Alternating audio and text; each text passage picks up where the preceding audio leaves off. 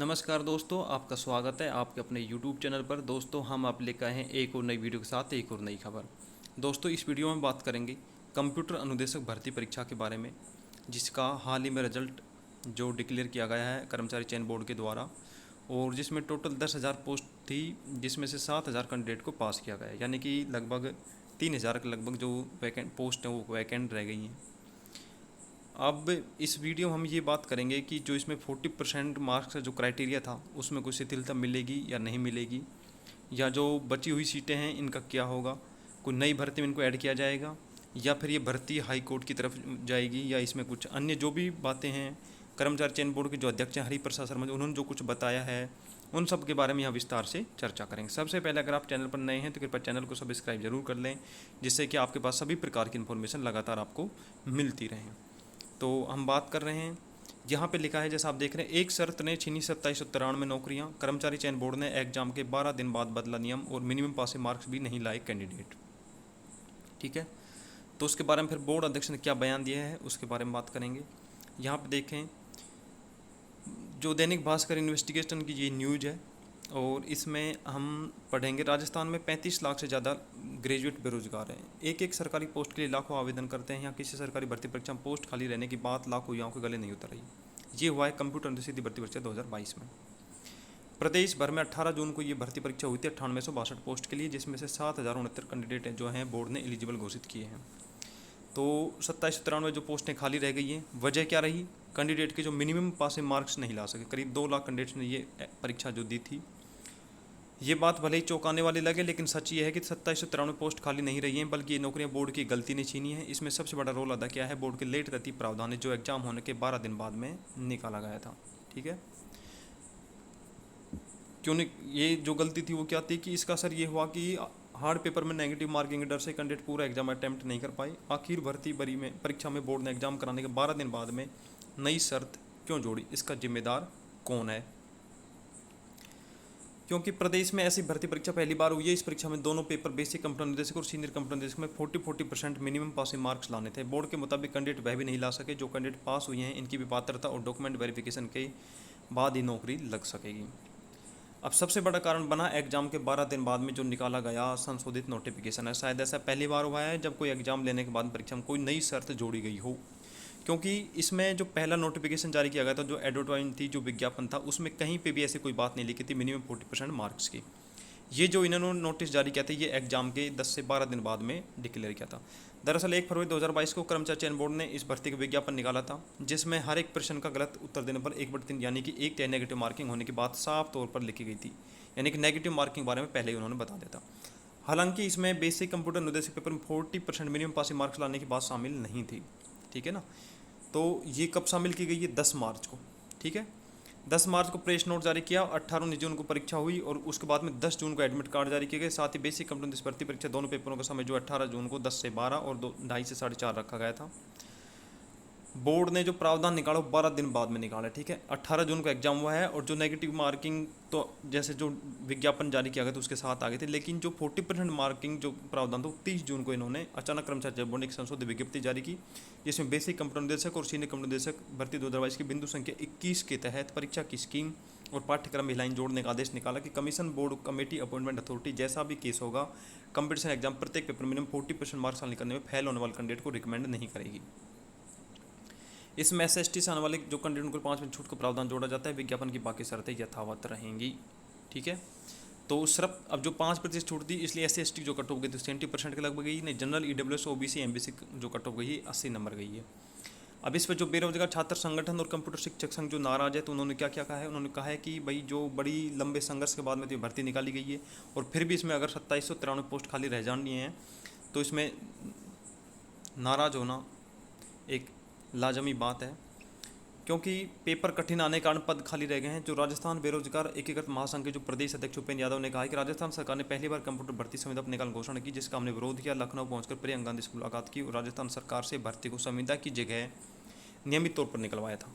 Basic और senior computer निदेशक पर 10,000 से अधिक ज़्यादा पदों पर भर्ती हुई, और पेपर कठिन आने के कारण करीब 2793 पद इसमें खाली हैं। सबसे ज़्यादा पोस्ट जो है TSP एरिया में खाली रही हैं। ठीक है, तो हम सरकार से मांग करते हैं कि भर्ती के तमाम पदों को भरा जाए। उपेंद्र यादव ने कहा है कि हम मांग करते हैं कि भर्ती के जो तमाम पद हैं उन सबको भरा जाए। यानी कि भरने के लिए जो मिनिमम पासिंग मार्क्स उनमें शिथिलता देनी पड़ेगी, नई जो लिस्ट एक और जारी करनी पड़ेगी।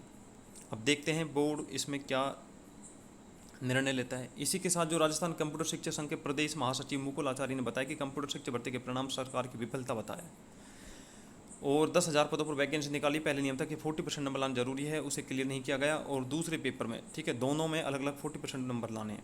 पेपर होने के बाद में नया नोटिफिकेशन आता है जिसमें 40% लगाने की जरूरी मतलब कंपलसरी बताया जाता है।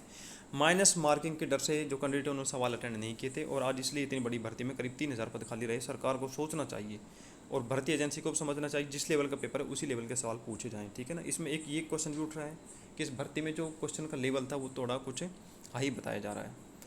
अब अगर सवाल और जवाबों की बात करें तो बोर्ड चेयरमैन के साथ जैसे सवाल पूछे गए कि बेरोजगारी राजस्थान की सबसे बड़ी समस्या है और नौकरियां होते हुए भी इस बेरोजगारी जिम्मेदार किसे माना जाए। तो जिस तरह कंप्यूटर शिक्षा में डिग्रियां मिल रही हैं वो बहुत चिंताजनक है। जिन छात्रों को पीजीडीसी और डिग्रियां घर बैठे यूँ ही मिल जाती हैं, स्कूल कॉलेज जाने की जरूरत तक नहीं है, ऐसे छात्रों को नॉलेज नहीं होती, ढंग का पेपर आने पर पोल खुल जाती है।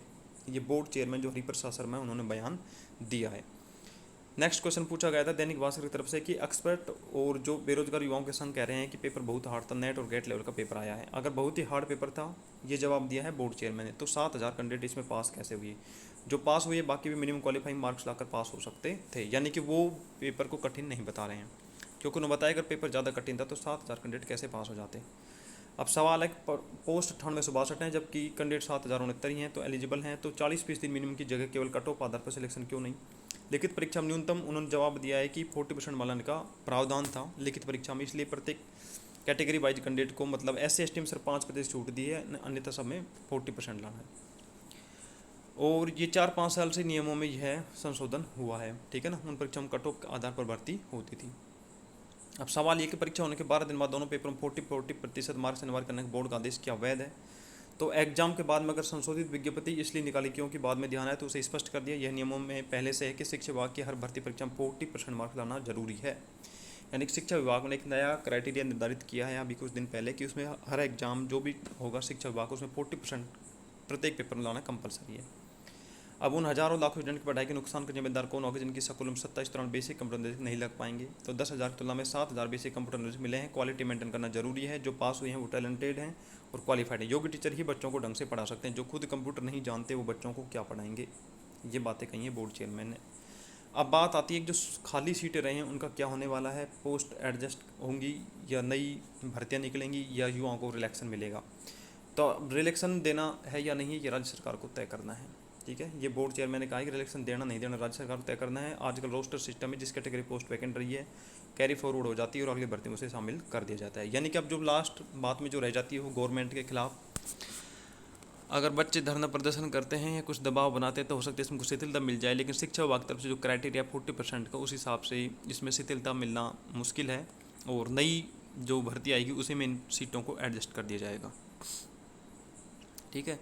इसके बाद में जो शिक्षाविद हैं संजीव सिंघल और CP शर्मा के मुताबिक जो पोस्ट वैकेंट रहने के पीछे सबसे बड़ा कारण था कि यह परीक्षा पहली बार हुई। कर्मचारी चयन बोर्ड ने प्रश्न पत्र काफ़ी कठिन तैयार करवाया था और कई सवाल तो सिलेबस के बाहर से थे। नेट और गेट लेवल का पेपर आया था, ठीक है। इसके अलावा जो सुप्रीम कोर्ट के एडवोकेट हैं जो प्रतीक लिवाल का कहना है कि rule of the game can not be change after beginning of the game, ठीक है ना। यानी खेल शुरू होने के बाद में खेल के नियम नहीं बदले जा सकते, एग्जाम होने के बाद में नियम प्रावधान नहीं बदले जा सकते। तो परीक्षा होने से पहले भर्ती विज्ञप्ति में जो नियम दे गए उनके आधार पर भर्ती करनी थी। जिन कैंडिडेट सिलेक्शन नहीं हो पाए वो कोर्ट की शरण ले सकते हैं, यानी कि भर्ती अगर विद्यार्थी चाहें तो कोर्ट में भी जा सकती है, यहाँ साफ लिखा है इन्होंने, ठीक है। तो इस प्रकार जो रिजल्ट जो आपने देखा ही होगा, इसमें टोटल जो पोस्ट थी उस हिसाब से इसमें लगभग 7,000 के लगभग पोस्ट जो कैंडिडेट को डॉक्यूमेंट वेरिफिकेशन के लिए पास किया गया है। अब इसमें आगे क्या होता है? बोर्ड चेयरमैन के अगर शिक्षा प्रावधानों को देखा जाए तो 40% कंपलसरी था और बिना 40% के वो टीचर नहीं बना सकते, तो उनके हिसाब से रूल रेगुलेशन हिसाब से बिल्कुल सही है।